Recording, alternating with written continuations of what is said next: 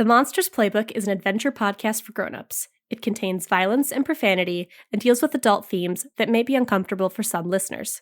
Specific content warnings can be found in the episode show notes. Listener discretion is advised. Welcome to the Monsters Playbook, an actual play Monster of the Week podcast where we've spent years constructing an alternate universe only for my evil ass to develop a danger bad enough to destroy it all. Like, what was the point, Johnny? The point, listener, is that you have to fight for what you love. Incidentally, this week on the cover story, we're fighting for what we love. So it turns out the kingdoms of there are a core part of the underlying structure of everything. So what happens when one of reality's cornerstones gets turned to ash? If Mark, Theo, Anna, and Kira do their jobs, we never have to find out. I'm John, and I play Mark Clayton. I'm Lauren, and I play Kira and Anna Ashwood. I'm Miah, and I play Theo Nessos. I'm Johnny, and I play literally everybody else. Let's fight for what we love.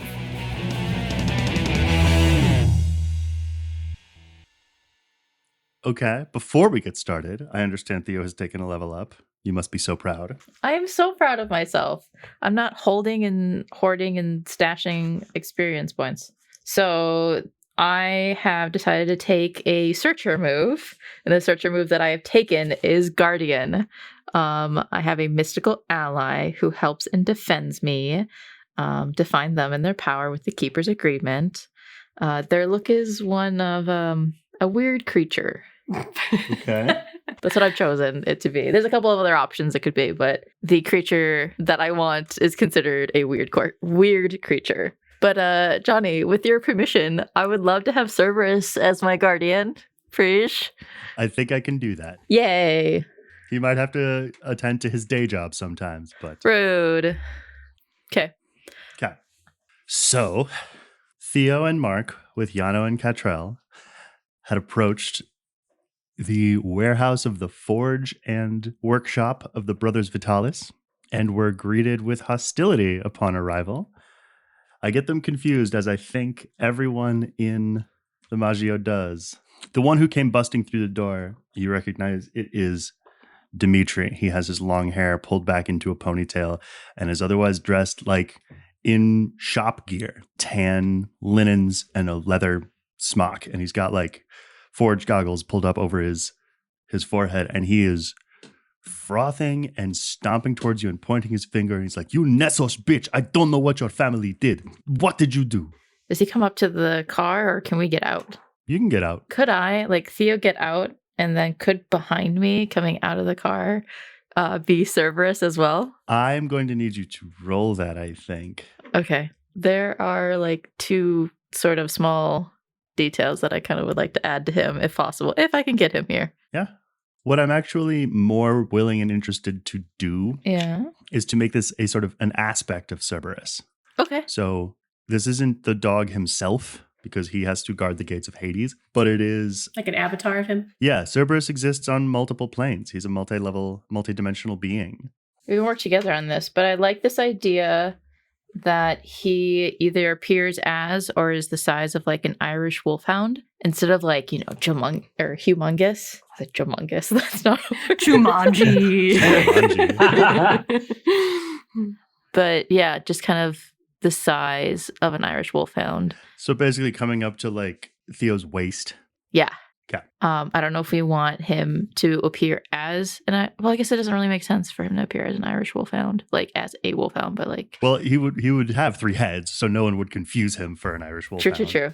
I can't quite place the breed. Irish wolfhound? Giving him a pet and being like, what kind is he? He's a Cerberus. The Guardian says that they help and defend me, and they have powers. I'm wondering if one of the powers that Theo and Cerberus have is a telepathic bond between the two of them.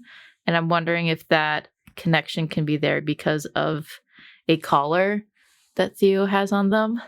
Define the collar. Okay, so the collar is dark leather and has a gold tag that reads Russ, R-U-S. What's that mean? It's just a nickname for Cerberus. It's a pet name of Cerber Russ. You have the last syllable of this dog. I was trying to think of a nickname, and I thought Russ was really cute. That's cute. Yeah. Okay. So you step out. Cerberus steps out behind you. And you, I think we're intending for this to be intimidating. What you can see in Dimitri is a confirmation of his suspicions. Oops.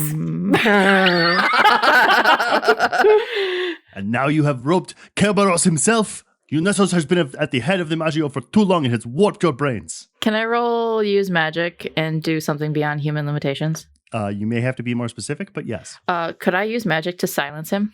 Yes. I think Mark's going to step out of the car too. So will Yano and so will Catrell. Everyone's joining the party. 12. Advance move. Well, goddamn. Yeah, he's like spitting and shouting. He's like, you were never to be trusted with so much power. You were always to take it for yourself. It was always... Is that any way to treat a guest? Mark walks out. You could tell that he's like gesturing to himself, being like, and now you do this to me.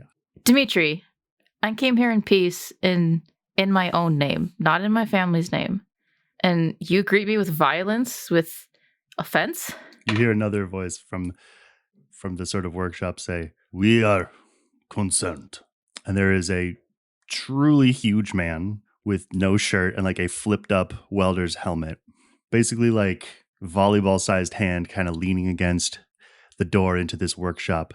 Dimitri is fast to mad.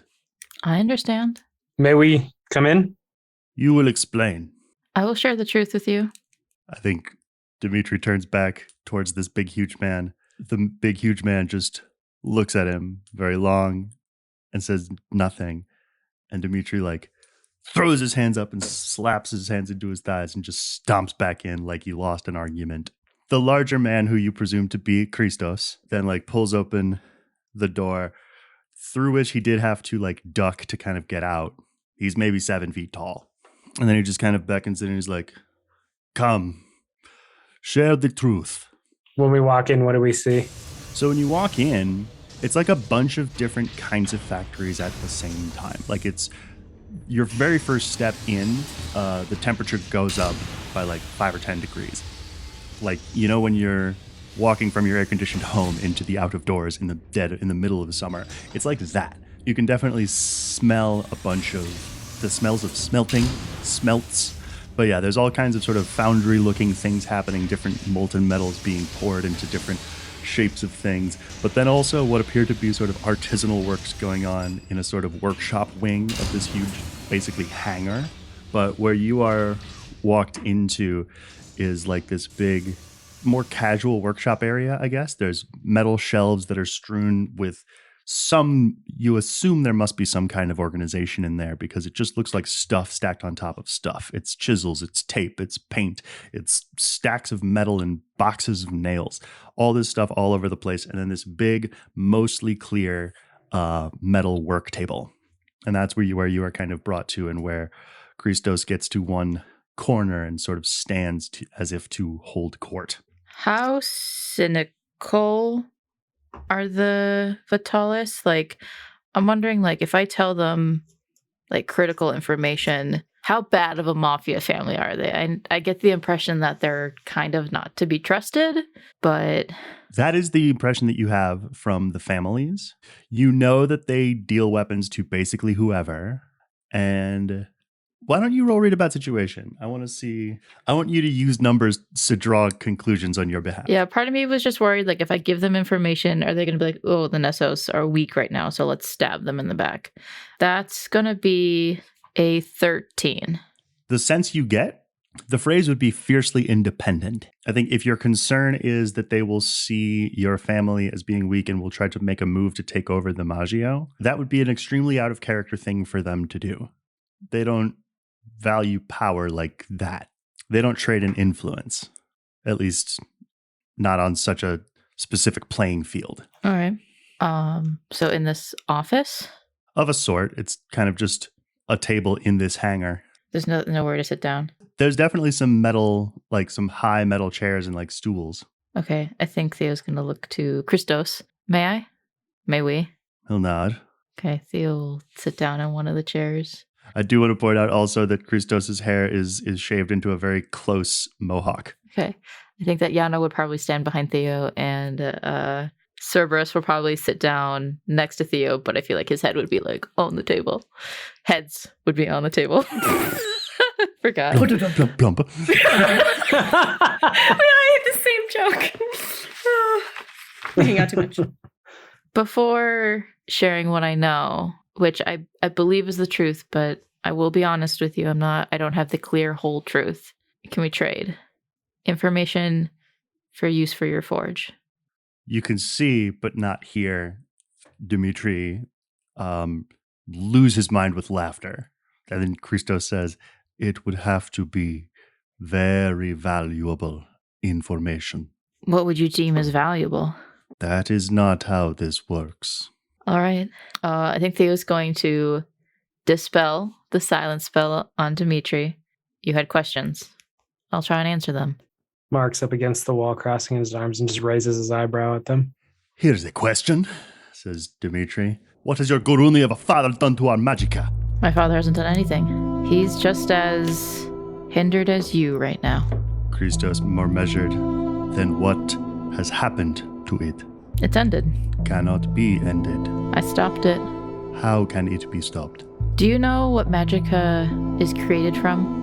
No, of course we don't, because your family keeps it as a Malaki's trade secret. You have reached the end of your source. What do you mean by that? Christos is asking how they don't know what it's made from. No one does but the Nessos. But he says it's at the end, or he's making the assumption it's at the end of its... He's making a guess. Yeah, that it's run out or something. Yeah. Magicka is created from dead life. Dead life is created from spirits that are trapped here, that do not pass over. That can be regular beings. That can be Maggio members, my sister. That's where Magicka is from. And it all began with my ancestor, Bennett I. There are no ghosts of the Maggio, but there's only one. Well, there was one. Was? I went seeking the truth. And you ended the Magicka. I ended the pain. Nobody should be killed just to have magic. I think the table itself shakes, shocking Cerberus' heads up and off of it, and you can see, gripping both of his shaking fists, Dimitri has slammed both of his arms onto the table and is quivering with rage. Bastardos. The first rule. Wanted the truth. We're giving it to you. Let him speak, Mark. Oh, he's not looking at you. Their damned first rule.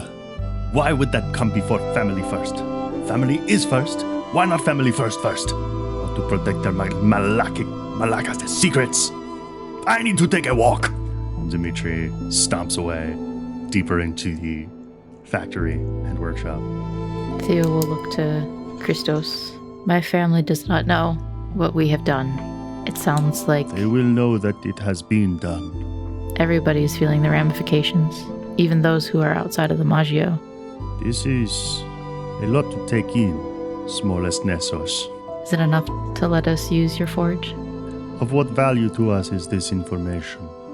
The world has changed. To know why is nice. I don't know about you, but the thought of using spirits to fuel my magic makes me sick. You misunderstand me. What you have done, if your claims are true, is a return to humanity for all of Maggio. For this you were not hired, and for this you shall not be paid. It's business. Why should I, unwitting recipient of your uninvited goodwill, allow you access to my forge? Why do you, smallest Nessos, wish to see my forge at all? Because You have arms of spaghetti. You will not lift a hammer. I do think Yano might mumble, she is stronger than she looks. I think Christos would nod at Yano and say, so am I. there's multiple burdens on our shoulders. We carry with us a power that the gods want, the gods of there. We need to use your forge to simplify the problem. If this information that I've given you is not enough, which you are the first of the Maggio to know exactly what has happened, what is going on, I'll be happy to find some sort of compromise to balance the scales. It is the scales which are this problem. I will need Theo to roll manipulate someone to let you do that, to let you get even a glimpse at their forge. But this guy's part of the Maggio, right? Technically. And Mark, if you want to speak up, you could help out too. I think I'm letting Theo kind of play this one out first, and then he'll step in if he needs to. Beautiful. I rolled a 16. Holy Crazy. I Jesus. rolled double sixes. It is not so simple. Come. And he will walk the four of you all the way through this sort of factory, past workshops, past assembly lines, past little mini sort of foundry stations, through a small door up to a large door, which he will grab and drag basically an entire wall's worth of steel door to one side. You will walk in to darkness. You will feel yourselves sort of descending, sloping downwards.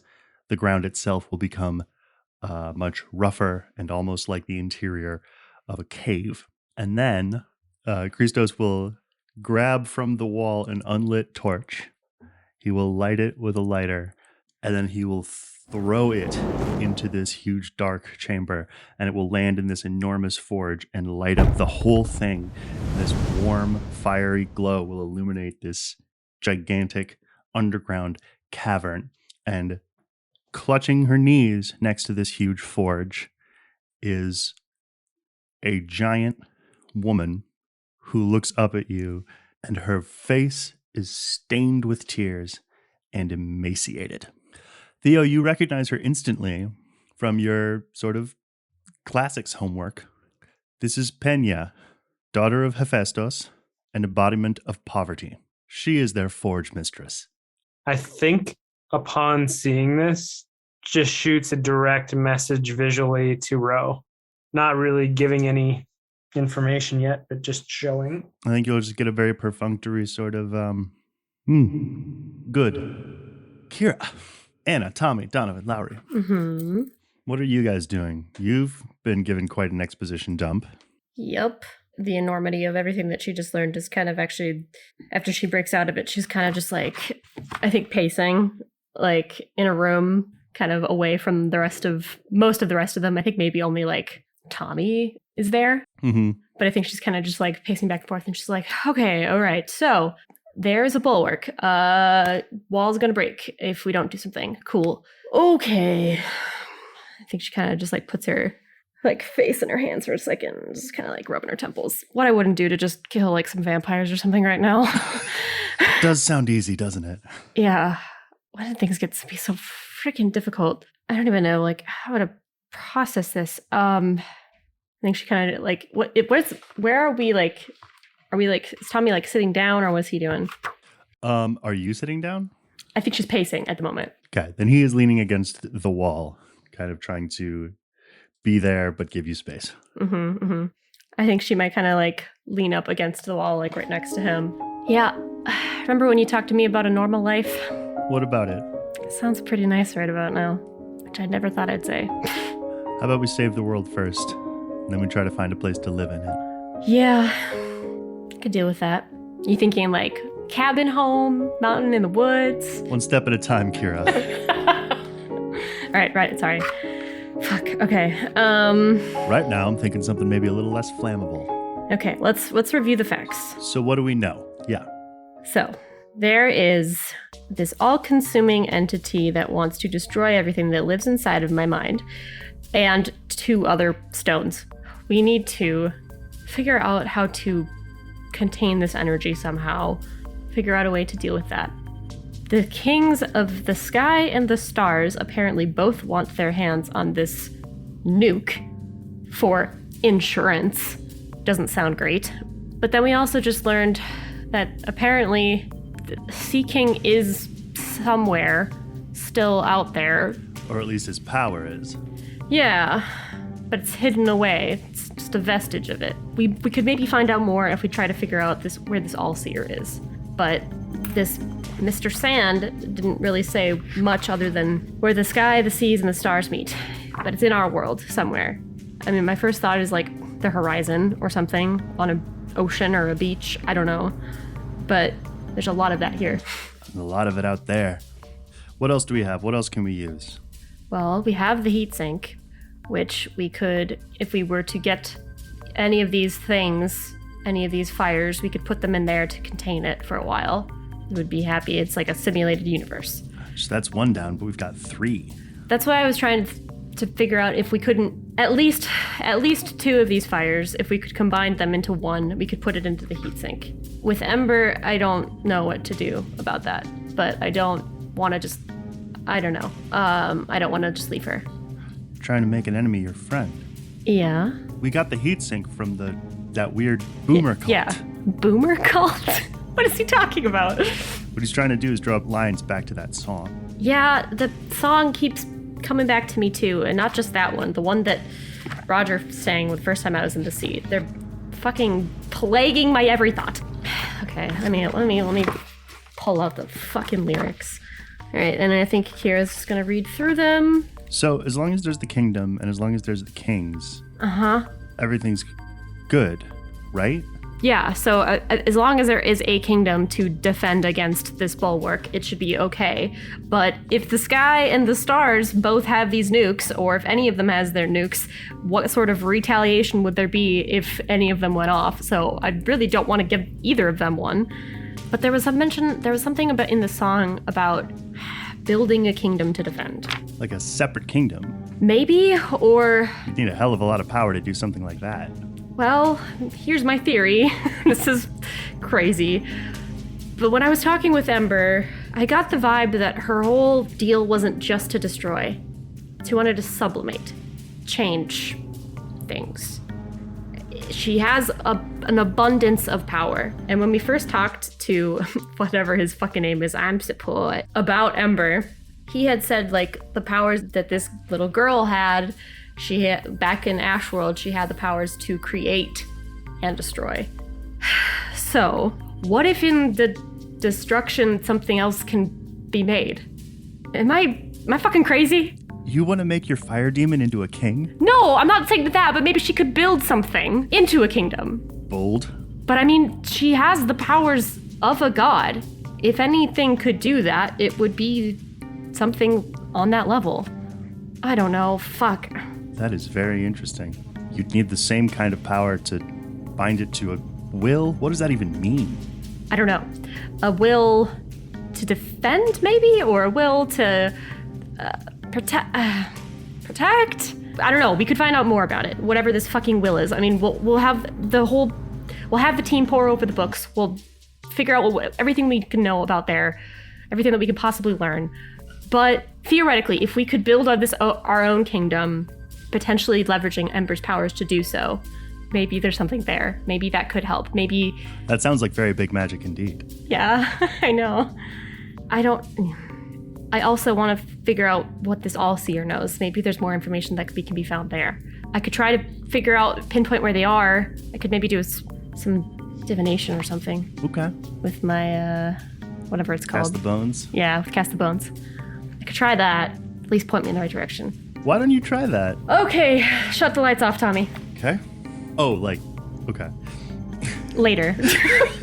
And then I think she'll grab maybe like a candle or something, just so that there can be some shadow play on the walls. Okay. But she'll try to tap into her knowledge of shadows to glean the future. You roll plus sharp. Okay, so that's a 7. You can ask one question. I think I want to ask about the All-Seer, kind of where the place that Roger had alluded to, where is the sky meets the stars meets the sea. Where can I find the All-Seer?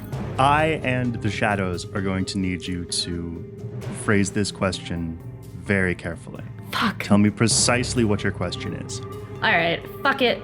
I hate this. Fuck it. Who has interacted with the All-Seer before me? You see a huge building. old, but new here. Well protected, well storied, and guarded in every way that a house can be. You see a group of people within this house. Not just the house, the place. The house, the idea. They gather and they plan. Again and again, they plan. Over generations. The things that guard this house are beasts that no longer walk this earth. Mostly, honestly, a sort of hybrid. And the more they try to keep this person in this house, the further away they push her. And that's what you see. The person to interact most with this person before you was this house. The candle will actually burn out.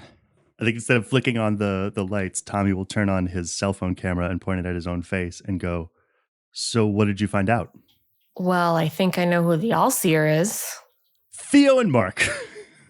So you have been brought into this big, huge, odd cavern. Right, and we're right in front of the forge. You're right in front of an enormous forge and an enormous woman who's like crouched and hunched, but is still looking down at you from pretty high up. Like, you can only imagine that if she were to stand up, she'd be like 30 feet tall. Christos is going to stomp into, he's going to walk, I think, with a more tender step than you would believe him possible towards this enormous woman, and very nicely hold out an upturned hand to her. And she'll place a couple of her fingers into his hand, and he'll take it. "Our prices are not high for greed or profit. It is she which subsists upon wealth to do our work." And she looks back at you. "And her own." Plain English it for yourself, Mark. She eats money. It has to be money? He nods. I mean, I guess I can afford it. Do you have an ATM? I mean, how can I bring this wealth here? How do I pay? It will have to, 1, Dimitri will have to agree, and 2, you will bring it here in physical liquid form. By liquid form, he means like dollar bills. He means cash. How much, if Dimitri agrees? It depends upon the tool. He looks back up at her and goes, "What are we making?" Mark? Something for a god. Probably just need a $5, right? Is that from the back of the room? That's Anna who's not there. Right. Catrell too is really, really expensive. Could I give them my job? No, I figured that out. No. My name is Mark. I'm Prince of the Sky Kingdom, and my king needs a favor, that which is part of the reason why we need the forge. It is a weapon, then. This forge has made weapons for gods. This forge has made armor for gods. It has made tools for gods. I cannot confirm or deny if it will be a weapon. See, we're not trying to make a weapon. We're just trying to combine. That's what I just said. Okay. They know you are telling them what it's for. You are telling them that it will have a huge amount of power. He needs you to just decide what instructions are you going. You're clients at this point. What instructions are you going to give? Hey, we have access. If Dimitri agrees. I mean, we just need these two powers to be put into one, or be made into one, right, Mark? I think it might be more than that. The forge cannot destroy this power, huh? The forge tempers power. Why would a forge destroy anything at all? Because this power is... If it's malleable, it can be destroyed. Can it not? It's... What's the word? Not man-made, but it's wrong. What are you trying to say? I don't know. Theo's having an internal battle with Mark saying it's for the Sky King, and she's just like... This forge has made helmets and sandals for gods, the belt of Aphrodite, the armor of Achilles, the chariot of Helios himself was forged here. All of this took elements, transformed them into power. If you would destroy rather than hone, you do not need Brothers Vitalis. She will not help you to do this. I understand. At this, without wording it, is it possible to communicate almost like what's next to Ro? You want to ask her, what should I do now? Or are you communicating what you think is next? We said that we were gonna just OOC. We were gonna bring or temper metal with that energy, correct? She had her idea, which was to temper the obsidian and the fire within it with the ash and metal that had been mined all the way back in season 1. And would they be able to do that to both of the stones to combine them into one? Is that a possibility? Yeah, they can use 2 stones to make something. To make one thing. You just have to tell them what to make. Well, and my question then is say we forge this into one thing, but then what do we do with that thing? And if you are going to reach out to Ro and ask her, what you will see in your mind is a flaming black broadsword. Okay. Just go make that. All right. I think Mark just kind of staring blankly still at them as they had asked me that question. I think Mark just stares, is kind of closes his eyes for a minute as he receives this vision and then looks back up and gives them a mental image of this. Okay. Are you not telling Theo about it? I think everyone I'd give it to Theo as well. Can I read a bad situation, Johnny? Sure. 8. Because I feel like they would know. I feel like with their history of building things for the gods, that this probably has some history behind it. Theo, what would you like to? Okay, I have a question, but I have a backup question if Johnny says no to answering this one. Because this is what I've been racking my brain, and I think Theo's been racking her brain with this. But what would be the best item to balance the power between 2 kings? Would you answer that question, Johnny? How do you mean it? So, Theo and I have been just trying to figure out, what's the least threatening, object that we could create out of these 2? I don't want to give a god a weapon to slay the other god. Trying to broker peace. So, is there a way to broker peace with this object? I mean, all I can come up with is mutually assured destruction, I guess. What would be the best item to balance the power between the 2 kings? Unless I ask my backup question. What's your backup question? Are there any dangers we haven't noticed? or what's the biggest threat with this object, I guess, but I don't fucking know. I mean, that is a much easier question to answer. I get what you're trying to do. But it's not possible for Theo to know. All I can tell you is mutually assured destruction is what's coming at least to my mind is if what you want is to balance the power between the kings, give each of them something that is exactly as powerful as you give to the other one. Okay. Such that they both know that one of them can't use it without the other one also using it. Okay. Christos, if you could ask Dimitri, and for the sword, how much do you need? For a sword like that, 1.2 million. Johnny, is Theo good for that?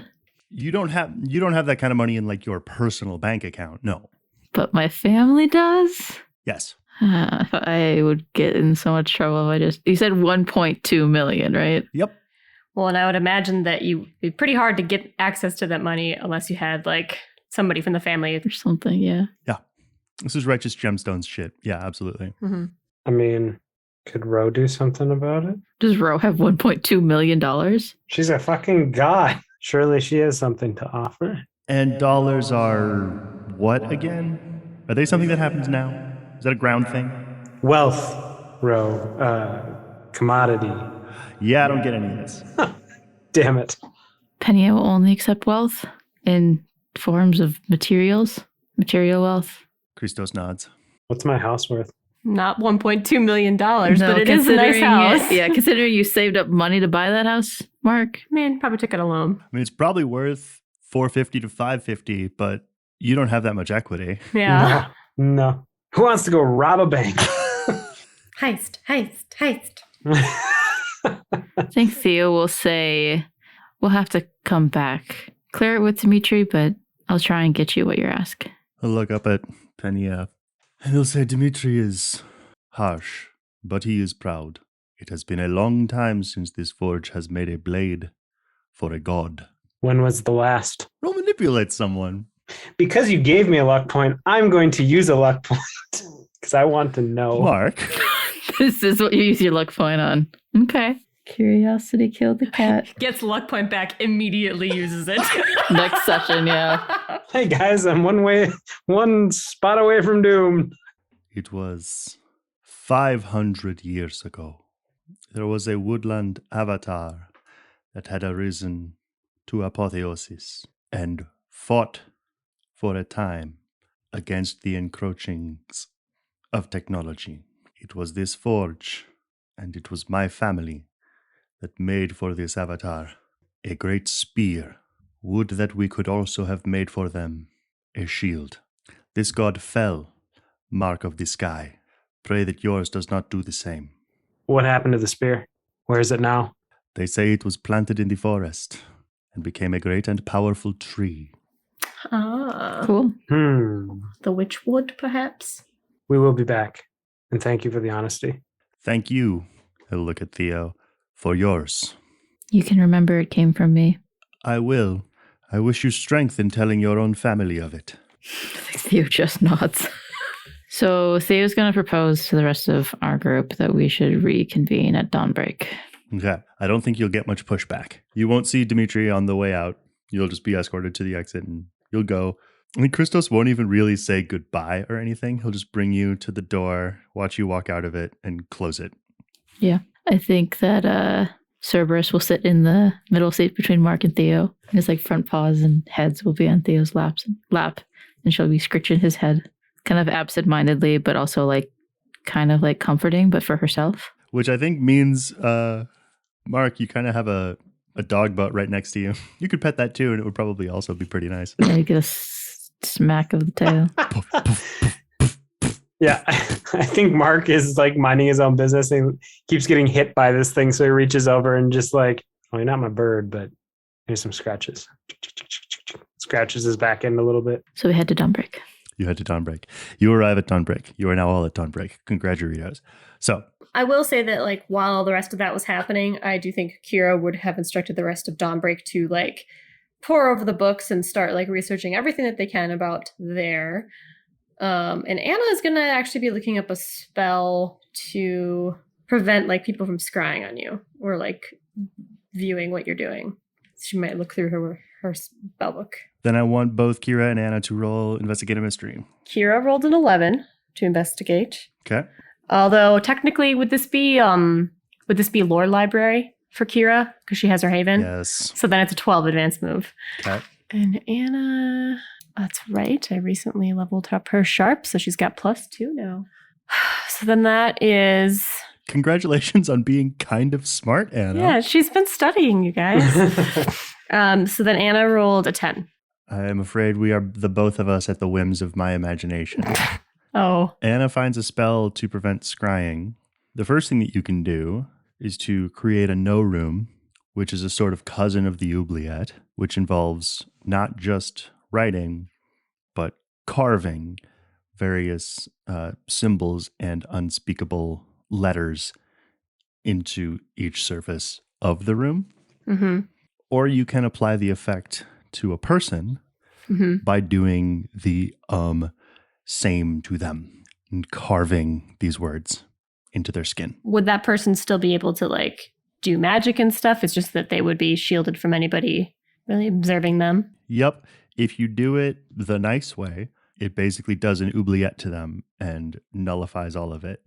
There is also a mean way, which involves essentially, the ritual explains, hours of pain. To who? Well, at the very least, to the person in whom they are carving all of these things. Okay. Yeah, the two rituals, they are in the same chapter, written by the same person. And one of them is called the No Room, and the other one is called Silent Skin. Okay. And a clarifying question. Anna's abjuration effect that she has, where she can prevent somebody from locating them through magical means, is that kind of the same thing? Or is it that's just they can't figure out where they are? I don't know how to, if that's any different. You know what I mean? Mm-hmm. The key difference between that and this spell is that would be temporary. Okay. I mean, the other difference that you can kind of just intuit is that the wall over which someone would have to climb to actually beat that spell is higher for Silent Skin than it is for Abjuration. Yeah. Okay. And then Kira, Hmm. you damnable harpy, you get 2 questions about there, and I have to fucking tell you something. I think specifically she wants to look into anything that makes mention of like the will of like a kingdom or of the kings. What does that mean? I think the way one of your junior research members will explain it is that it's kind of just like, sorry, I too am 13 years old. Uh-huh. It's like, if I'm reading this right, I think it's actually a young woman with very distinctive Anna energy. All that they mean by will of the kings is just like, it's basically a butt in a seat. I mean, it is a really big butt in a really big seat. You need someone with a lot of power and a lot of, like, it can't just be punch power. It's got to be brain power because it's them holding the place in existence in their mind. And they have to stay there. Kings and the kingdoms in this way become like entwined. Okay. Well, is there some free information you're going to tell me, Johnny? There is. Are you going to torture me and tell me that last? Or what? I'm trying to come up with what it is. Okay. Here's what I will say. The sort of mechanism by which a new king is like coronated. Mm-hmm. Yeah, I was kind of going to ask, like, how did the other kings become kings? Historically, through the concentrated will of hundreds of thousands of people. Mm-hmm. I want to decide that it's Anna who kind of just suggests it. Like, could you simulate that? Could you simulate the will of a like multiple people, thousands of people? The other thing I want to put in your head, could you counteract it? Could you make someone who is a king stop being a king? Lose the support that they have from that many people that have elected them to. I mean, this is kind of a little bit giving me, honestly, Johnny, like D&D deity rules, where it's like if there aren't enough people to believe in them, Yeah, they don't exist. Then they don't exist. Yeah, and I mean, like, the kings and their kingdoms are kind of so intertwined that you can't kill one without killing the other. But the thing that I'm trying to give you here is that that's not due to like, oh, I can tell you this actually, because you know the Guardians from before, from Tiff. Mm-hmm. Those are things that rule over and functionally are other dimensions. It's not quite like that for the kings, that there is the king, which is the individual, there's the kingdom, which is the place, and they have this tether. And the place will sustain the king even as they take any kind of damage that they might take. Mm-hmm. But it is just a connection, and connections can be broken. Okay. God, Kira's got an information dump to get to you guys. Like, Can't wait to hear it. She found out so much. And then you have a question. Oh, fuck me. I kind of feel like I want to know more about like the Sea Kingdom specifically, like Andragoras, or like what it was like before it fell. What sort of a king was he? I think sort of as you might expect, sort of Viking vibes. Mm-hmm. Definitely a king who prized strength. I think of the kings, he had more princes than any of the others. I think his kingdom ran a bit more akin to the human style term of kingdom. It was kind of like a country with different spaces and divisions, and then he'd built this whole thing. And you know already that when it was time for him to turn over the crown of the great king, he didn't want to. And I believe, I want to check something. It was in one of the great battles between the sea and the stars that Andragoras lost his eye, his right eye. One of the great battles between the sea and the stars. Mm-hmm. Okay. And you hear the rumbling of a car, truck thing pulling up, and all the rest of your friends arrive. Okay. You have a bunch of information to share. You need to get $1.2 million. Yeah. And you have to decide if what you think you're doing is the right thing to do. Well, we need to get $1.2 million. I think Anna is like, oh my God, you guys don't even know how much shit we found out. I love that you are all coming into this different forms of overwhelmed. Yeah. I think Theo asks Gad, do you have any tea? Yes, lots. I was going to say pizza, but yeah, that works too. I just need something soothing. Yuna would for sure raise her hand and be like, I could go for pizza. We'll get some tea, and we'll get some tea. We'll get some pizza. We'll get the works. Yes. We've got some stuff to talk about. All right. Over pizza and tea, you all exchange all of your information.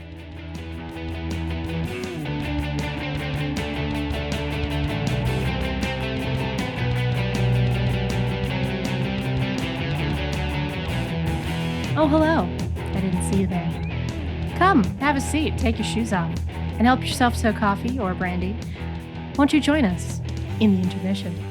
For which I am here, me, Lauren, from before. Now, please allow Jonny and I, as ourselves, to catch you up on some things we have going on around here in podcast land. Thank you, Lauren. That was extremely well put. Thank you. I did it myself. Around here, here's what we have coming up. The episode you are listening to right now is the culmination of this arc and of Act 2 of Season 3. So the next proper episode we'll be putting out will be a Covering the Story coming out on May 7th. We'll be checking in with the players and see where our heroes stand as we head into the final arc of the season. I'm not ready. Also, over on our Patreon, we will have a brand new episode of us humiliating ourselves in Docker's highlights for you on April 30th. And the next episodes of the House of Graves miniseries will be landing on May 7th. So that's what's new. Lauren, will you tell us what's old? Oh, yes. Oh, right. We've got some things, some reminders to share with you all. If you guys would like to support the show, one of the best ways to do that is to leave us a rating and review, whether it's on Apple Podcasts, Spotify, or whatever your listening platform of choice might be. Leaving us a review is a great way to help us get noticed, and word of mouth is the best way to get our show noticed. You can also follow us on social media. We're on Twitter at Monster Playbook, and Facebook, Instagram, Tumblr, and Blue Sky Social at Monsters Playbook. If you would like to support us monetarily, you can, of course, subscribe to our Patreon for some wonderful bonus episodes that we do every month. We also have some swag, some sweet bloopers, as we've noted, and some really gorgeous postcards that were designed by Davin Gerber. They're so good, you guys. We're nerds. We're such nerds for them. They're so good. We also have a merch store and a Ko-fi page if you want to support us over there. And if you want to just sort of hang out, you can come join us in our Discord server. We're really friendly and nice. We've got game nights. We've got listen parties every episode. And just it's a fun place to hang out. Hi, listen party. Yes, hello, guys. And all the links for these things can be found in the episode's show notes. And Jonny, why don't you tell us about this week's promo? Gladly. This week's promo is once again for No Latency, an actual play podcast set in the cyberpunk red universe. The regulars of a bar called No Latency work to free a mysterious fixer named Domino, and along the way they'll uncover a few of the mysteries of Night City.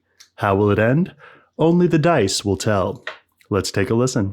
No Latency Season 2 has begun, Night City has changed, and Domino is back. A good thing we're not collecting vending machines anymore. The crew are once again on the trail of a mystery. You ever been to space? Iona has new burdens. Why do I recognize the plane? Retro tackles new challenges. An elevator that works in an apartment building. And Jeb, well, Jeb is just Jeb. Bust down this door. Oh, no, sorry. Let's knock on it. But now they have a medtech on board, Vivi. I'm Vivi. I've heard good things about you. Together they'll blaze all over Night City and beyond. Woo!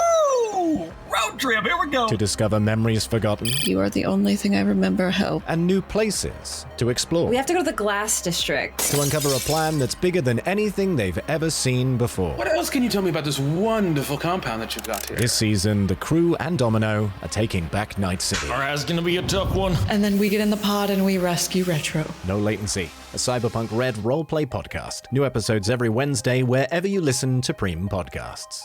See you in Night City.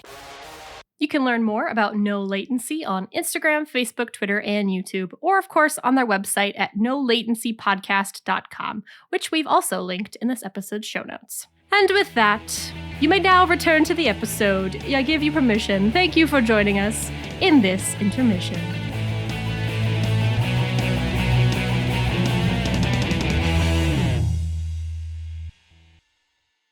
I almost don't even remember what the fuck, what information Kira has. So Kira has a lot of info. Yeah.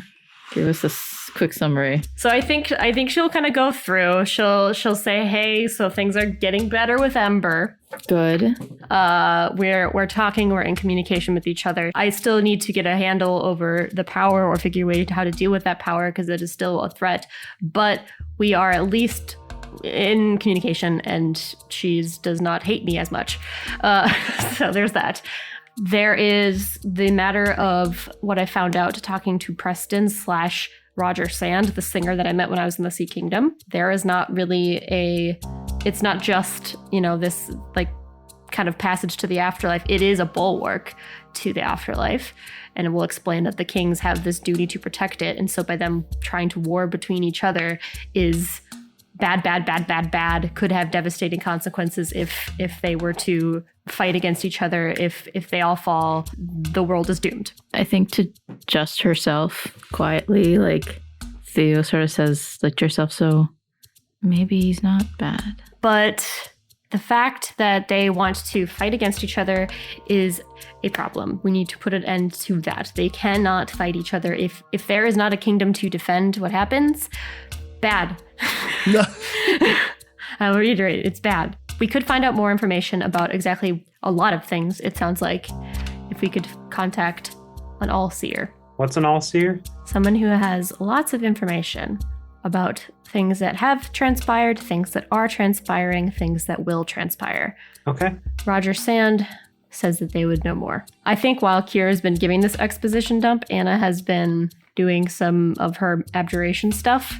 So can we maybe have this conversation in private? Are you concerned about somebody watching us?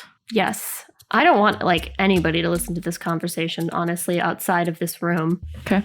So I could either do that one spell that Anna had found where it was the one that's makes it a no room, basically. Yeah. And so I think she might just do that because she just wants to make sure that this conversation is not privy to anybody outside of folks in this room. Okay, I'll allow it. So basically in the time that you were waiting for them to get here. And the time that you had a couple of people, and it is you're doing this with drills and awls and chisels. You are carving shit into the walls of what's basically a conference room. All right, so then I think she'll draw the last word and she'll be like, we can speak in secret now. I think big elephant in the room. Theo, you are a prince to the Star King. Mark, you are a prince to the Sky King. They both have different things that they want to do. I don't know where either of their motives lie, but I think what Kira was saying, we need to make sure that whatever happens to the kingdoms there, we need to make sure that wall doesn't break. That is the most important thing. And so I don't know what people's intentions are. I don't know either of these kings particularly well, but Kira has a theory about this all-seer. And then Kira's gonna kind of swivel to look at Theo. I did some divination magic to try to see if I could find the all-seer, find who's been in contact with them. Did you have any luck? Yeah, I think so. I found the vision that I had was this huge building that's been around for generations, but it's not just a building. It was a house. It was like a family, and there was a person in this house. And the more that the people that were in that house tried to keep her in it, the more she kept trying to escape. Kind of made me think of you, Theo. Why? Welliver said that you were a seer. Their eyes, they saw you coming. I think you might just be this all-seer. I don't know anything about there outside of what we already know. Or maybe you just don't know how to access that power yet. But maybe we should figure it out. See if we can tap into that. And I might be wrong, but it adds up, Theo.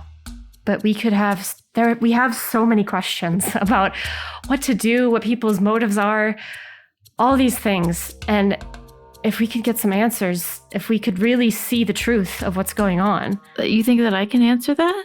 Theo, you're one of the most powerful people that I know. I don't know, Kira. What, we're going to turn Theo into this experiment that could potentially harm her in some way? I'm not saying that. I'm saying that if she has the access to this power, if she can tap into that, maybe we can find out more what's going on. What if I don't know how? What are the repercussions of that? I mean, nobody's told me about this. Well, we're talking about it now. I don't know, but this is what we do. We talk about these things. We help people. Okay. We help, says Donovan, each other. I think... fuck you, Donovan. He's not wrong. The people in this room they are everything to me. I think Donovan's going to turn to you, Mark, actually, and go, if our theories are correct, the experiment on Miss Nessos has already been done. And then he'll turn to you, Theo, and go, I'm sorry. What experiment? Do you know something, Donovan? Do you have more secrets? I have theories. And if my theories are correct, they'd been trying to make someone like you for a very long time. With their predictions and their family alliances and their mixing of magical blood. I've been treating you like they did, like a ticking time bomb, like a vessel of power. And for that, Theo Nessos, I'm sorry. You deserve the chance to forge your own path. Yeah, I did. You do. You are. I hope you can appreciate that this is not something that I do very often, and it's actually quite difficult for me.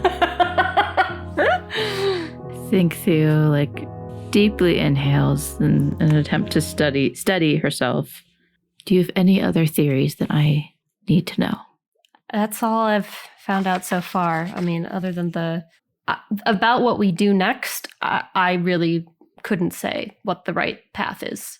But I don't have $1.2 million. Yeah, that's quite a bit of money. I don't know exactly where we're going to access that from, if that's where we want to go. I have the same stance as you, though, Kira. Although that I hope that the Star King isn't as horrible as we may think, I don't want to give either side a weapon to take out the other. It needs to be equal and balanced. I agree. Well, now we know what Ro wants with this power. You mean to turn it into the sword? Yeah. Can I just confirm real quick, the powers in question, the 2 hunks of obsidian, the slab is the one that's in your sort of pocket dimension? I think we brought them both here. Okay. Like where here?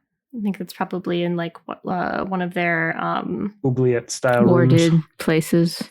Yeah, it's probably in one of their magical type rooms. Room where they might do a ward. We have all this information. What do we do with it? What next? The stakes are high, Donovan says.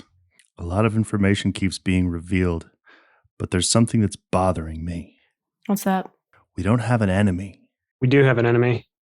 It's the potential for bad things to happen. How very metaphysical.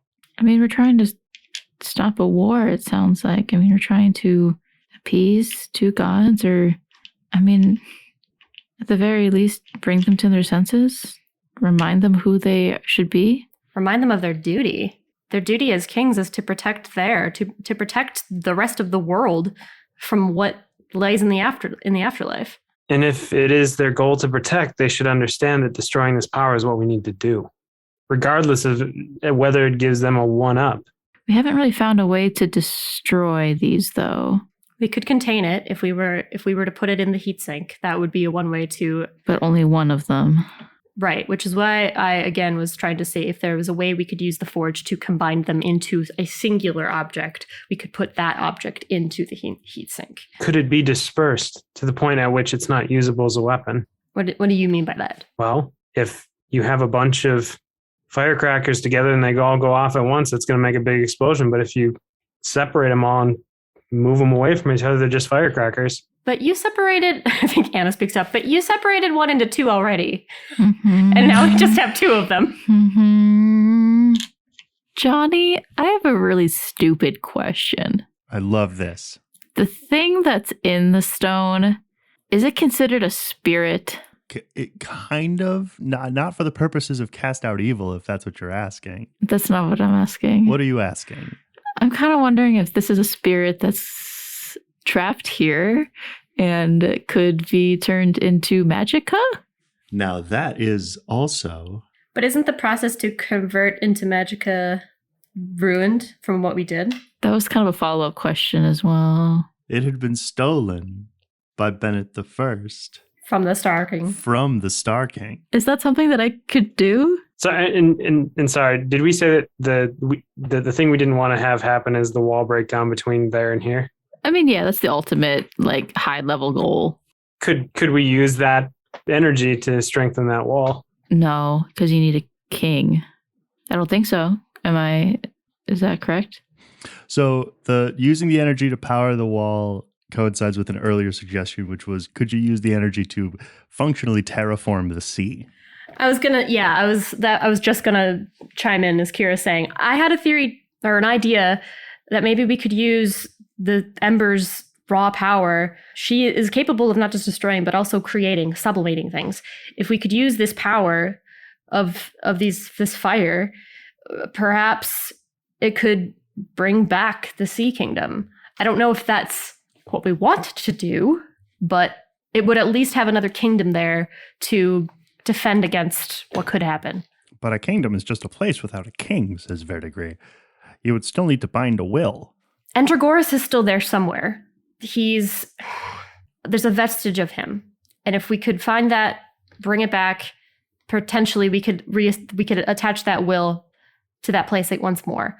But I also found out that the will isn't necessarily, it's separate from, you can sever it. It's just a connection like anything else. If you could attach a will to the place, I think she looks at Anna, maybe there's a spell we could do that we could create, or I don't know, but there's something there, I think. So that leads me to my question.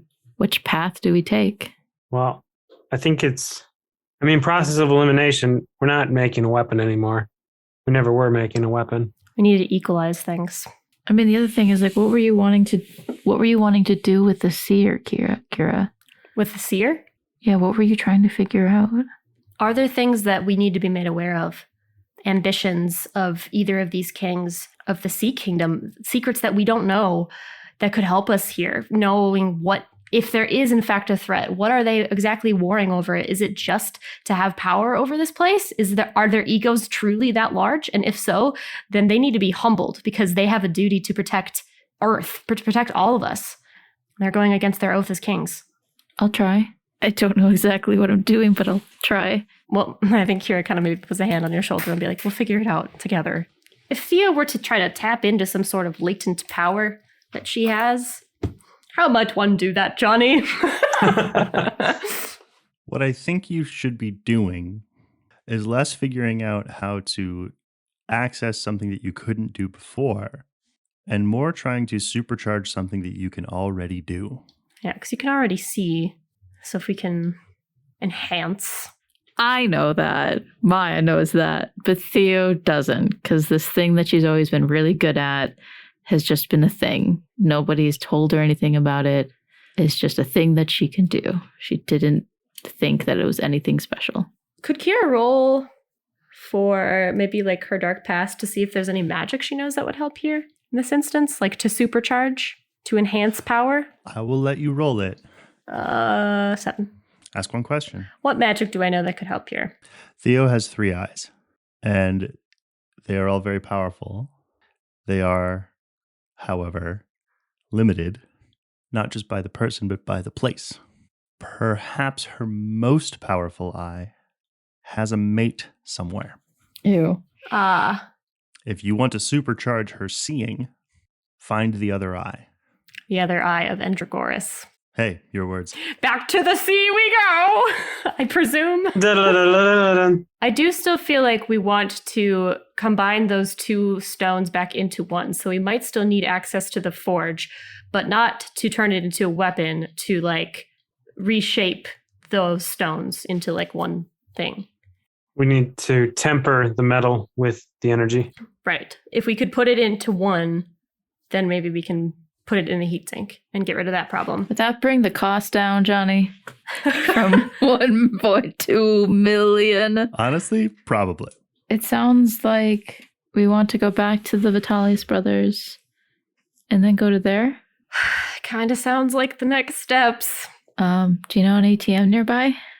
Yeah, we're in St. Paul, so there's stuff close by. Although I don't know if the money that we need for the Vitalis families is going to be quite enough for an ATM. We might actually have to go into like a bank to do a proper withdrawal. Well, this is a different type of ask. Maybe we just go ask them. Well, yeah, we will. We'll have to figure out what the cost is, but there's still going to be a cost. But what if the cost is like... Mark opens his wallet. $35. My money's good. What are you concerned about, Mark? You seem concerned.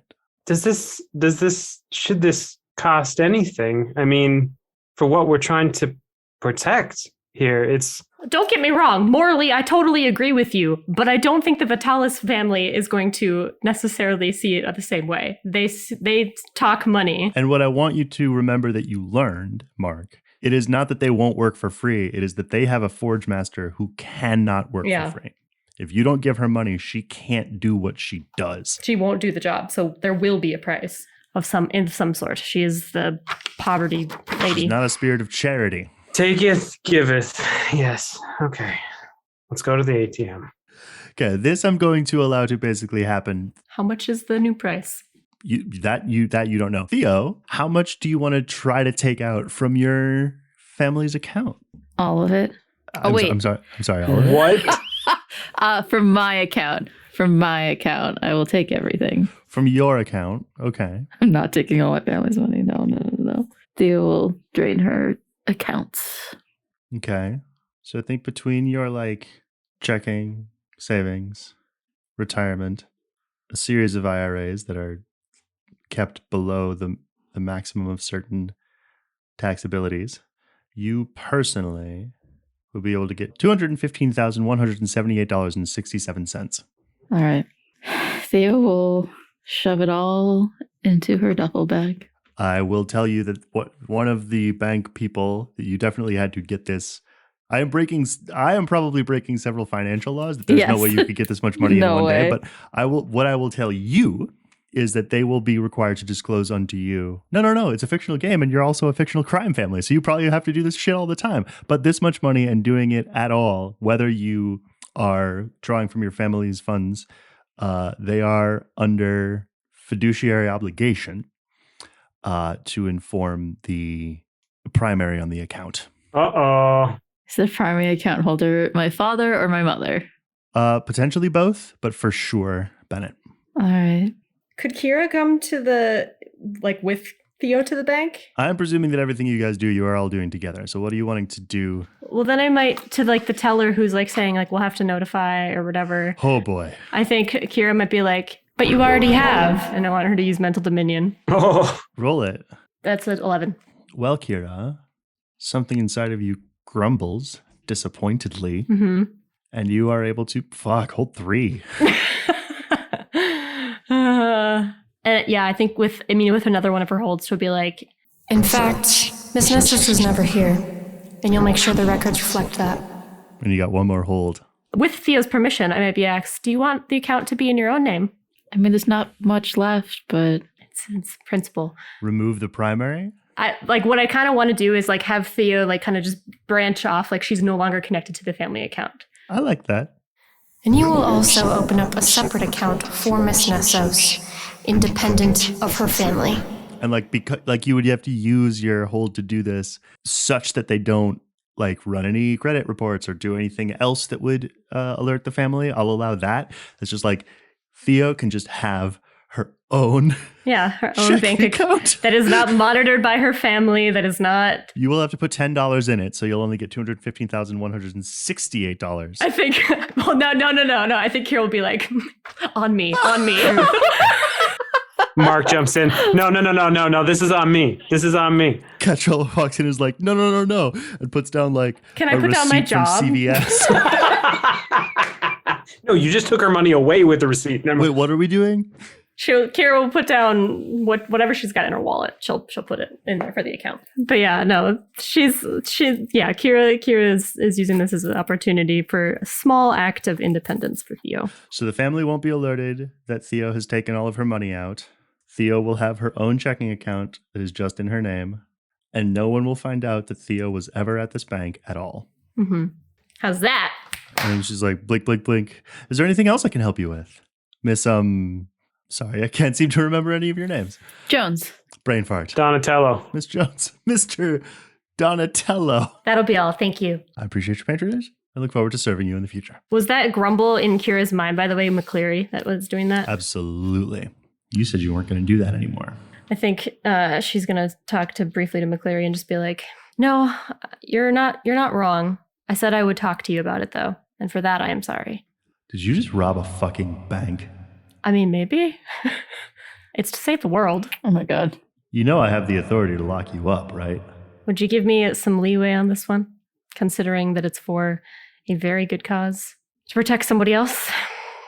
Somebody who's been a prisoner herself for a while. You have a week, and then we'll have a conversation. Understood.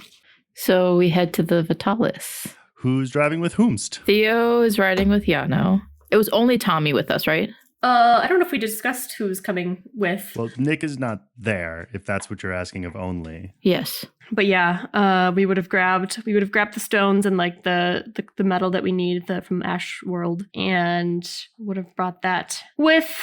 And I Kira will drive as she always does. And we'll take whoever needs a ride. Mark, who are you going with? I'm going with Kira. So it's Kira, Mark, Anna. And Catrell. Did you say Tommy was coming? I sort of assumed Lowry and Tommy would also come. How's Lowry doing, by the way? Still basically fine for a while. Yeah, he's okay for a little while longer.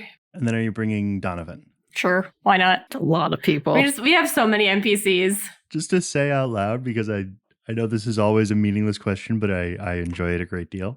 You have Kira, who's driving Anna, Mark, Catrell, Tommy, Donovan, and Lowry. And then you have Yano, who's driving Theo. Well, I was going to say, we probably need to actually move a couple people into Yano's vehicle if we can, because I think there's too many people in Kira's car. Well, Mark and Catrell can ride with us. Okay, I guess I'm riding with them. Unless you want Anna and Lowry to join you. I guess it's whoever, you guys can rock, paper, scissors it. Okay, hey, ready? Rock, paper, scissors, shoot! I win. Lauren. All right, Anna and Lowry will come with Theo. And point of information, Theo has her wooden staff. You arrive, and Dimitri Vitalis looks, what you are coming to understand is characteristically surly, but he has come around. If you have the money, they will make your sword, which is what they still believe you are contracting them to do. So, a small change of plans. If we gave you $200,000, what could that get us with the forge? I think the thing that what you observe, what I've decided, a very brief interaction that you could only see from brothers who have spent their entire lives working very closely together. We could, not for 200. Well, there's always on the timeline, I have a baby, but you're right. Oh, I hate that I'm starting to love them. Out of 10. Just kidding. You did say Dimitri was surly. Honestly, probably both 4. Like they are... Like Christos is have you ever played or seen things from Dragon's Crown? No. He's almost grotesque in his musculature. I think Dimitri looks like the typical like sort of forge master dwarf almost, but of normal stature, where he is like extremely stocky. kind of like picture like a Viking dude, honestly. Yeah. Yeah. The word for the both of them face-wise is blunt. Anyways, they will like do their little thing, kind of look back to you and go, furniture. Furniture? Nod. I guess a spatch or a spoon wouldn't be too bad. Well, no, that's not furniture. You are aware of what words are, yes? Listen, we've been like trying to figure out what to do with this for a while. We have 2 items that we're hoping your forge can put into one. Our forge outputs only art. We will create for you. This is to be a gift for a king. It shall be a throne. Would that even fit in the heatsink? Could it be a tiny throne? Or a little king. Well, okay, are we putting this in the heat? We're putting this in the heat sink. We're not giving this to Ro. Yes. They don't know that, though. Yeah, I'm just clarifying. Theo, I have to ask something very important. Yeah. What, if any, wards do you have in place on your person right now? I had upgraded the bracelet that I originally made for Mark when we were in Duluth to prevent scrying, I believe. I'd have to look through my notes to see like the exact details. Have you done anything above and beyond to your own self. I know you've gone into places that you have intended to do. You've intended to gone into them to shield yourself from view of the Star King. Do you have anything on you right now that would shield you from his view? From him? No. Okay. I've got nothing. I think the bracelet is mostly for her family and maybe the Maggio. Theo, you look down into the metal of this work table around which you all are standing. This is still in the sort of front room where you are arranging prices and deciding on things. And you can see reflected in it yourself, and behind you, a sort of high collar and a glass helmet, which reflects a starscape. If I turn, look over my shoulder, is he standing behind me? You can't see him standing behind you, no. But you can hear him. Are you really going to disobey me this directly? I'm not trying to disobey you. Then do as I've asked. Your ask is dangerous. That's not your concern. The danger is greater than either of us. Is the danger Ro? Because that's not what you should be focusing on. That's not your responsibility. It's not what you should be focusing on either. Your responsibility is to your kingdom, and your kingdom has a specific request of you. What is that request? Bring me the stone. No. Sort of thinks, seems to nod. I can't do that. You know that I'm king of the stars. And I'm aware that you have a responsibility to the wall. And I see the entire board. All of it. The pieces as they move. Many of them I put there. And the thing about putting pieces in place, little centaur, it often pays to have more than one. Mark, your left side explodes in pain, and the unpleasant warmth of flowing blood as a glowing silver spear sticks out of the left side of your midsection and pulls out and flips the stone out of your jacket pocket. Who is that? And Catrell, her wings fly out, she soars into the air, and she grasps the stone out of the sky. And as she looks down at all of you, her eyes burning like the surface of the sun, and you can see scarring themselves into existence 4 little stars across her forehead.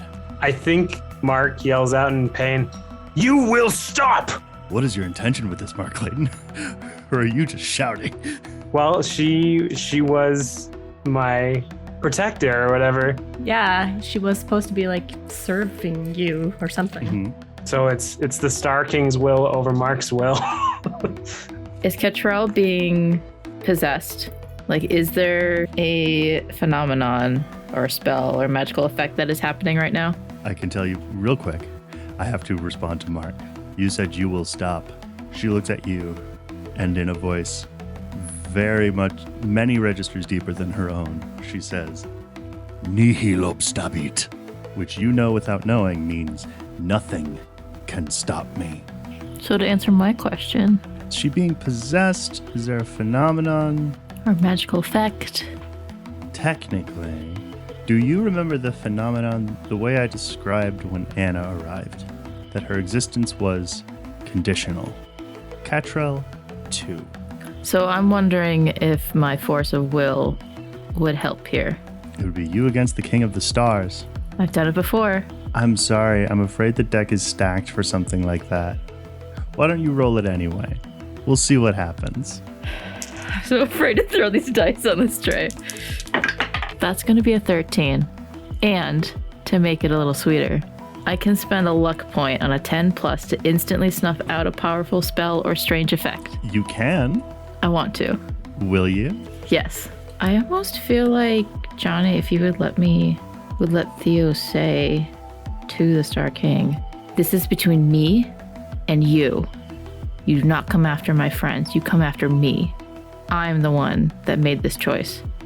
These are my actions. Has Mark met the Star King yet? Or did I only get close? I think you've seen him when we were in Chicago. I think you maybe briefly saw him on a park bench or something talking to Theo, or Theo sitting on a bench talking to him. Yeah, when you went out with her. Can I direct through, because I can probably tell that Theo is communicating with the Star King. Can I visually put my eyes right in front of his?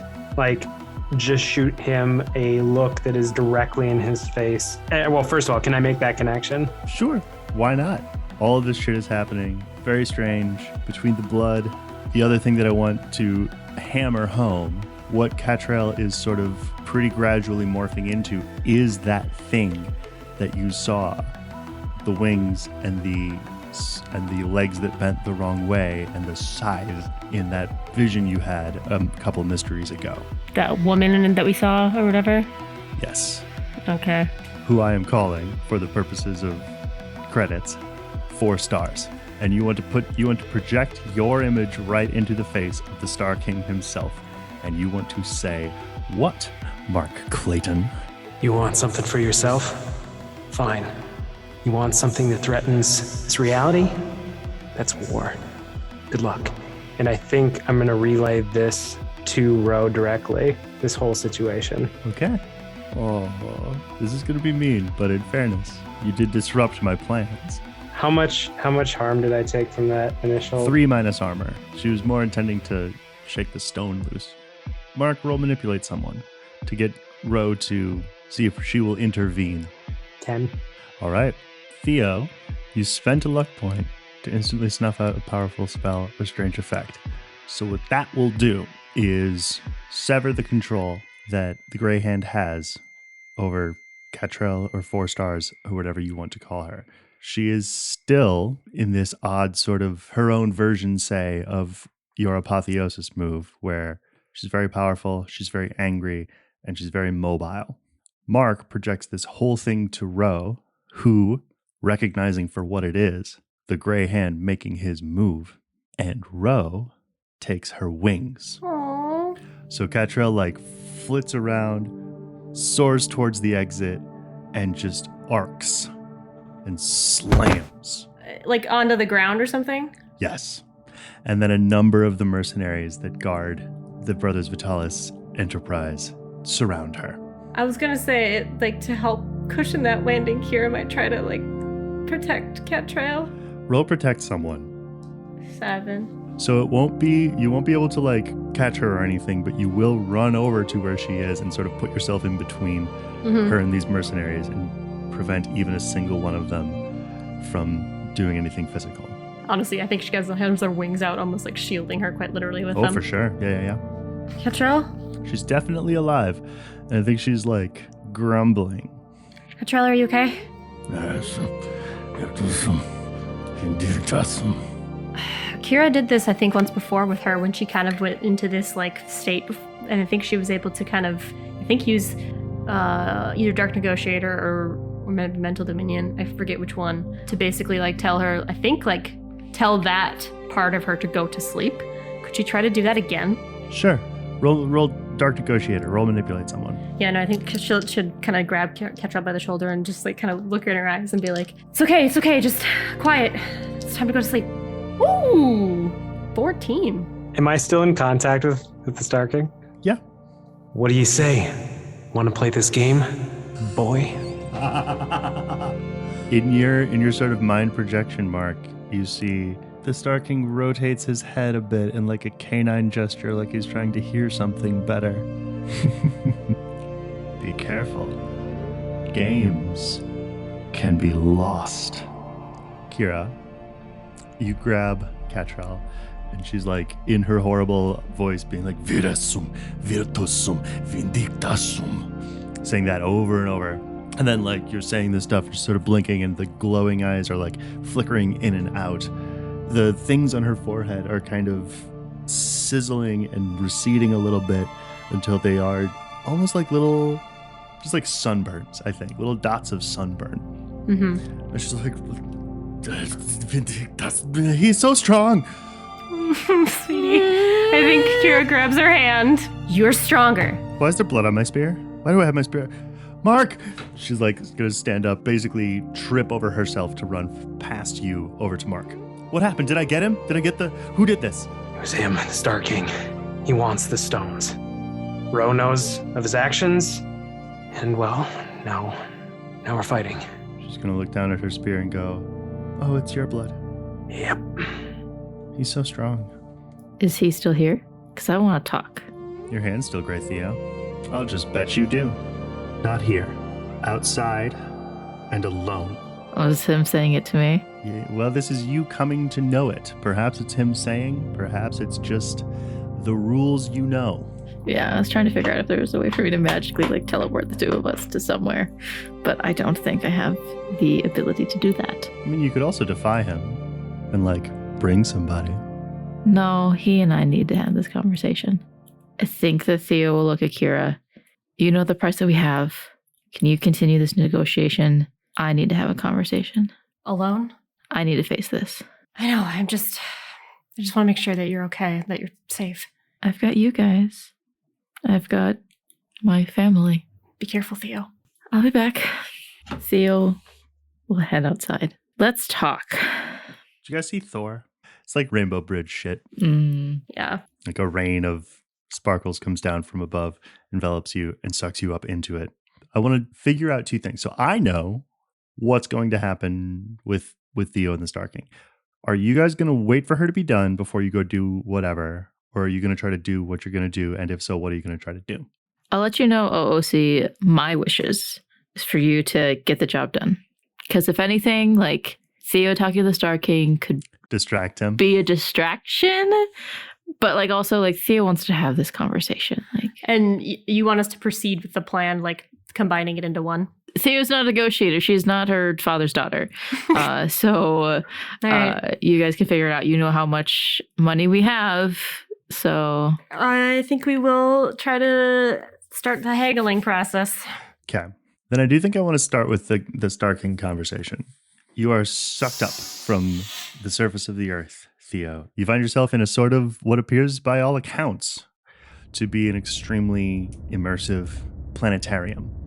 So let's talk. Why are you fighting her? And with that question, why is she fighting you? Why are you at each other's throats? You have a job to do. There's a wall that is breaking that you're supposed to be protecting. Do you really understand me so little? I am the king of the stars. I see everything. Every story yet to come is laid out before me like a paperback book. And it is all so boring. Do you have any idea? It's been hell. I spent 7,000 years without a single surprise. Even scheming brought me no distraction. I put the pieces in place and watched them fall, but it's like rearranging your wall art, meaningless. Until him. I started the war with the Sea King, but it was him who ended it. The Man of Fire came from your world, but somehow with flames of death burning inside him, and they consumed the sea. As he's describing this, the world like shifts to show it. There is the Sea King, who appears to be like made of a tsunami striking against the Star King, who looks like planets crashing into each other. And then you see just a guy in a suit walk into the sea and flash boil hundreds of thousands of miles of water. It was awe-inspiring. Ro and I cordoned off the kingdom, kept the fires from spreading. You can see Woman of Clouds and the Man of Stars building this like barrier of air and darkness. We even spread different legends and tales of the battles, conflicting. Let them argue between rumors, so they'll never wonder at the truth. These fires were a threat to the very existence of the kingdoms of there, and you can't have that unless a threat to the kingdoms is exactly what you're after. And if the end flames can consume the sea, why not the sky? I know so little about you, but I do know that you've never had a prince. So why now? I had never had a plan. So I'm just part of your plan. You are an important part of my plan. The most important. Or at least, you were. The thing about spending 7,000 years without being surprised is that at least you don't have to be disappointed. Theo looks up and around. Your sky is so tragically beautiful. A graveyard of stars. And she's gonna look at the Star King. Except one lone star. I wonder when he'll explode and die. Or the stars around him. Those are going to dim and fade. That's what you want? You do understand. That's what you want? It's the only thing I could. Why? The sky burns. Darkness is left. You're the only thing burning. What then? The wall breaks. Both worlds die. The plan is done. That's your endgame? Not just the plan, Grey Centaur. The story. Think of all the things you and I have put a stop to together in our time. And now we have the chance to put a stop to all of it. A final punctuation to make everything that came before finally make sense. An end to the constant monotony of this. Every story needs an ending. Could I try and read a bad situation with my third eye? Sure. 9. Ask your 2 questions. Has the Star King lost the will to be a king? Not in the classical sense. I think, like, if I'm intuiting what you're asking correctly, he can't until he kills this guy. Not if he wants his plan to come true. He literally just wants to he wants to just destroy everything. Can I ask a complicated question? I'm worried that you're not going to answer it, but I would love to not answer it. I'm just really trying to understand. How can Theo understand his point of view? Like what he's wanting to do? I will answer that. It will be your question, but I will show you his point of view. Okay. You are the smartest person you can even imagine. Everything else you interact with, you roll a die, you know what number it will come up. You roll a die 100,000 times. Before you roll it a single time, you know them all. You know what things will be said, won't be said. You know how they'll be interpreted. You just know what will happen. It's not even like a Cassandra's curse. You can, for a time, you do content yourself to alter the flow of events that you can see, like a hand splitting a small stream of water to make it flow in 2 separate directions. But that interaction is predictable, consistent. Then you live with the gnawing thorn in your brain that even with all of these things that you know that you can and could change, there will be a grand thing that you won't be able to stop, and that is that the crown and glory that you're supposedly to be promised will be denied you, and you can't not fight for it, because you know what will happen. You know you're going to fight for it, and you know you're going to be in an endless war. And it's not only boring and predictable, but it's hard, and it's monotonous, and it always happens. And you wake up and you just go to this job that is a battle for dozens of formless denizens whose fate you couldn't possibly care about because you've already read all their stories. You've already seen that movie. There's a veil beyond which live and die hundreds of thousands of people every single day. Many of them come through your realm, and you don't care about them either because you've seen that movie too. And then something shows up that you haven't seen before.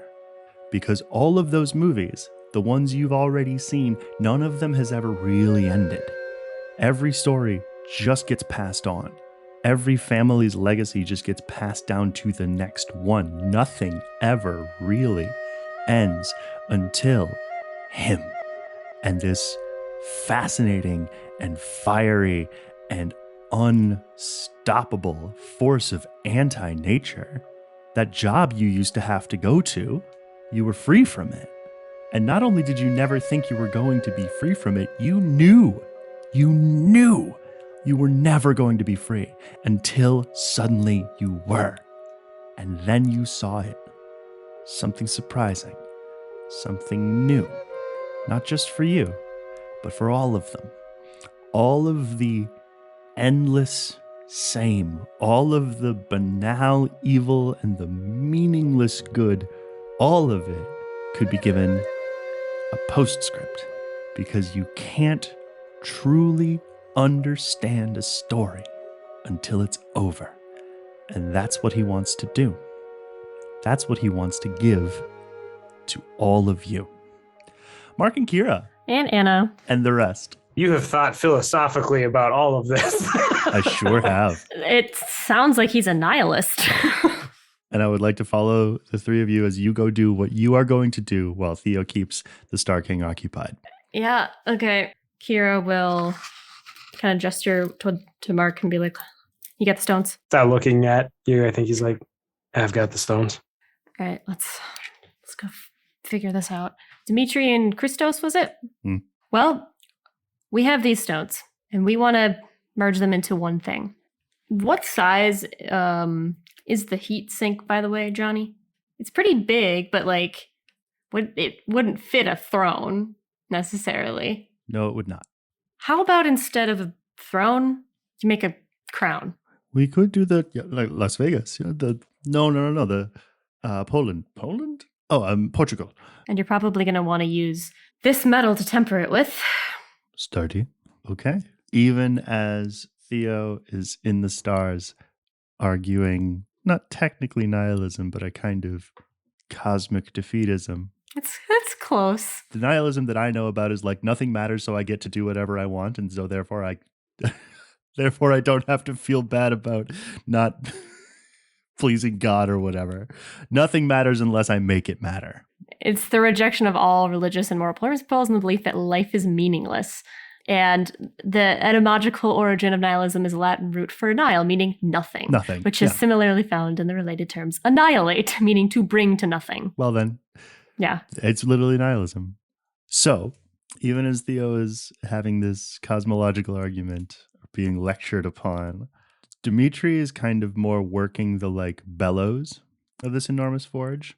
Christos and Pena are kind of working side by side, and so too is their assistant, Eric, who the closer, as he came with you, the closer he got to the forge, the more he sort of grew to an enormous size.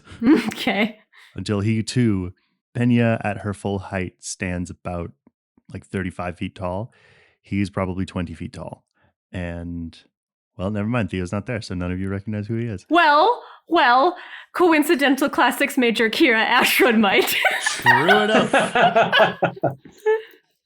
By some accounts, he is the son of Hephaestus. Who's Hephaestus? Hephaestus is the Greek god of the forge. Mm-hmm. And this is his forge. His name is Erichthonius of Athens. And yeah, between them, they will melt down and refine and pound and pound and pound and pour into different casts with the sort of ashen stone. They'll like create, not like, they don't like dissolve it in there. They create an almost external web of it, and then also build into the crown itself these like perfectly reflective, what eventually come out to be perfectly reflective kind of bronze in color, dark jewels. Mm-hmm. Okay. And then for the very last time with the tongs dipped in the water, Pena looks at it and nods in satisfaction and hands it down to Erichthonius, who takes it in his bare hands, which you can see are like sizzling a bit. And he looks it over for a minute or two, licks his thumb and polishes one of the jewels. He nods, hands it down to Christos, who brings it to you, Mark. It is a regular person-size, classical, circular cylinder with the... Does it have kind of like an ashen color to it? Or what color is the crown? The crown is made of obsidian with this like dull bronze. It's like webbing, semicircular, oblong, like you had a thing of webbing and then stretched it really taut around the thing, but it's that in it. And I think it is like the classic sort of peaks and sort of elongated seeming spikes that get taller as it reaches the front of the crown. And I think at its peak, it's maybe like 10 inches tall. And then at the back, it's probably something more like 4. And I assume that the price of about $200K was agreeable. Okay. Yeah, you brought your probably 3 duffel bags full of cash yeah. in here. And then as she was working, Pena had to continually stop. And like, it was as though she sort of would bend down and some of it would kind of flake off like it had already burned and was, flying away in the embers and ashes. And she would just like breathe it in and then continue working until bit by bit, almost all of the money is gone. There is like $419 left. Okay, great. We'll pocket that to give that back to Theo.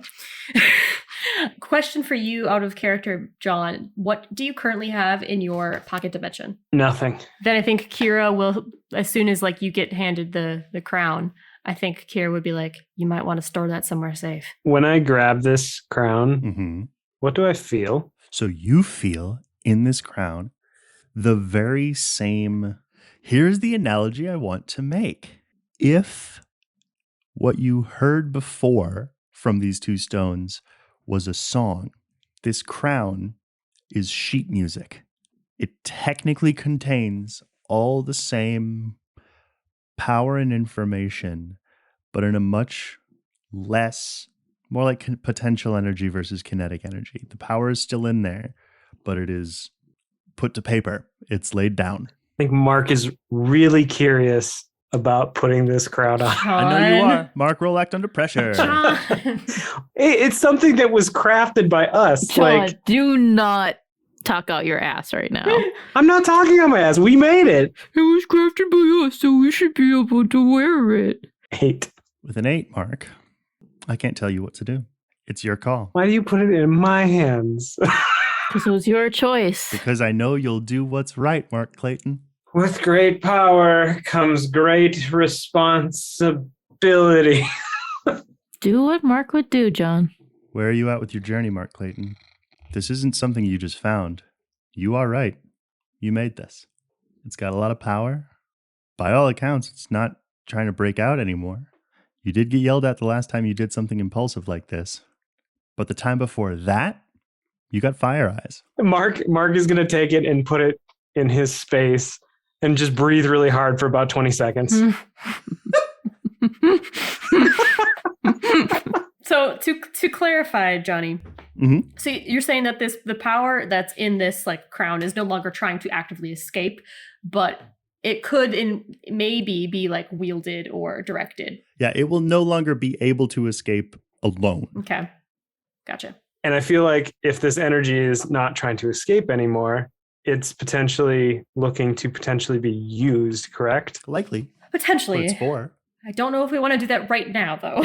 well, no, and that's the reason I didn't put it on is because if I put it on, there's a potential for me to lose control of it. I think the right call for right now is to store it somewhere safe. If and when we need it, we could use it if we wanted to. Yes. I feel like put it in the heat sink and then put it in Mark's space. Put the heat sink in Mark's space? Yeah, with the crown in the heat sink. Is that a heat sink too big to put it in Mark's space? Technically, the rule is it's supposed to be something very small. Mm-hmm.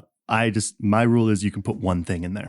Would the heat sink count as one thing? I mean, yes. Why do I feel like that feels like a but? I mean, is that what Mark wants to carry around in his secret space forever and ever? Well, I don't know. We're exploring our options, Johnny. Let us explore our options. I'm just answering questions, man. So for now, the crown is in John's space. It is in Mark's space, yes. Okay, well, crown should be safe for now. Let's try to figure out where Theo went. Okay, guys. I think Kira will outstretch a hand to Christos, probably. Like shake his hand. I think your hand will basically it's dwarfed in comparison. Oh yeah, it's like like he's shaking hands with a Barbie doll. Yeah. Thanks for the business, gentlemen. We will get out of your hair. Send our best to your king. Will do. Mark nods and walks out. Yeah, I think we try to find where Theo went. Theo? Speaking of Theo, may I intuit that you had a response that you were planning? Kind of. I don't know if it's any good. I'm so lost, in what to do with the Star King. I know. I've not made it easy for you. I want to help. But you've decided not to. Twice now. My plan is a simple one, Theo. Not what it means betraying my only family I have left. Well, if it's any consolation, it's not really a regret you'll have to live with. And they won't even be mad for that long. You really want to be alone? Haven't you been paying attention? I want to be over. Why do you hurt so much? I understand, you see everything, you know everything, but why are you hurting so much? I understand pain. I've always wanted to die because I've had nothing left to live for. I understand that pain, but I don't understand yours. You think I'm in pain? You think there's anything in your world or mine that could hurt me? I don't fear pain, human. I fear purposelessness. To be swimming in a pool of endless beige liquid.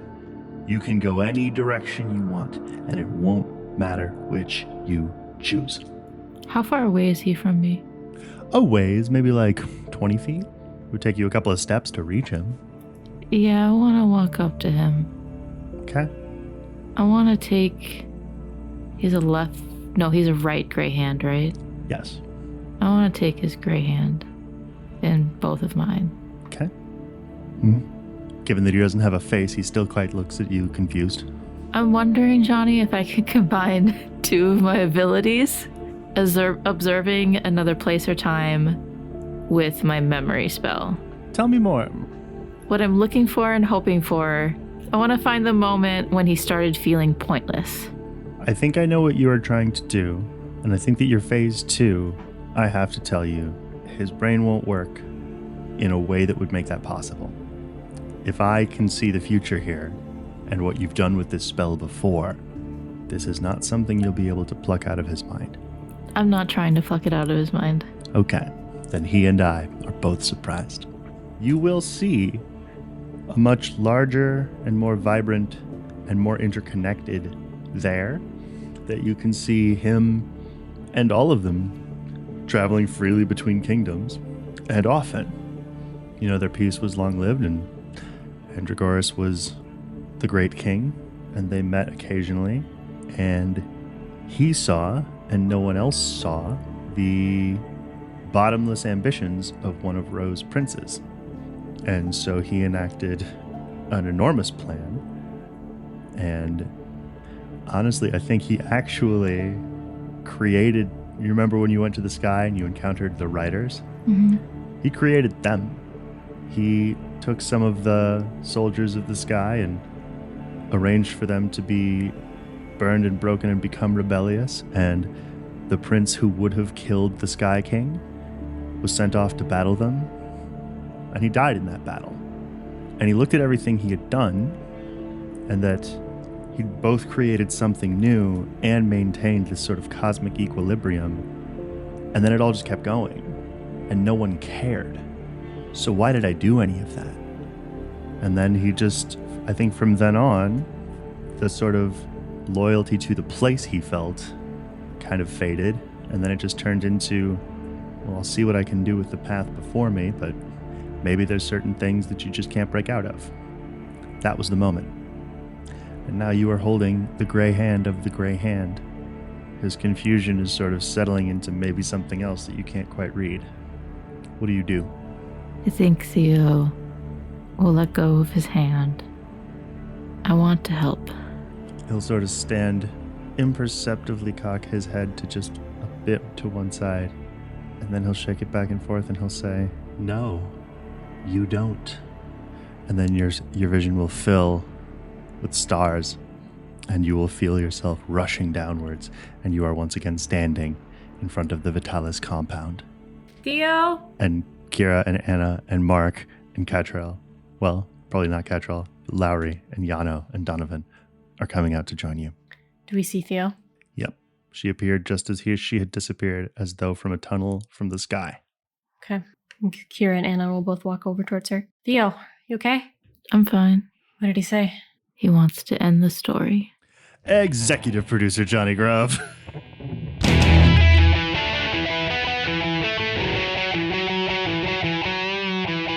This has been The Monsters Playbook, featuring Detjen-Wander as Mark Clayton, Lauren Johnson as Anna and Kira Ashwood, Miah Detjen-Wander as Theo Nessos, and Jonny Grubb as literally everybody else. The Monsters Playbook is produced and engineered by Miah Detjen-Wander and edited by Miah Detjen-Wander and Lauren Johnson. Our theme song is by me, Jonny Grubb. If you liked this episode, please tell a friend. We love friends. And if you just can't get enough of the Monsters Playbook, join us on Patreon. We have bonus episodes, exclusive merch, and patron-only mini-series and side stories. Or join us on Discord, where we pretty much just hang out. We're also on social media, obviously, so you can get updates on Facebook, Instagram, Twitter, Tumblr, and Blue Sky. We'll see you next episode where, as always, I'll have some good news and some bad news. Thanks for listening.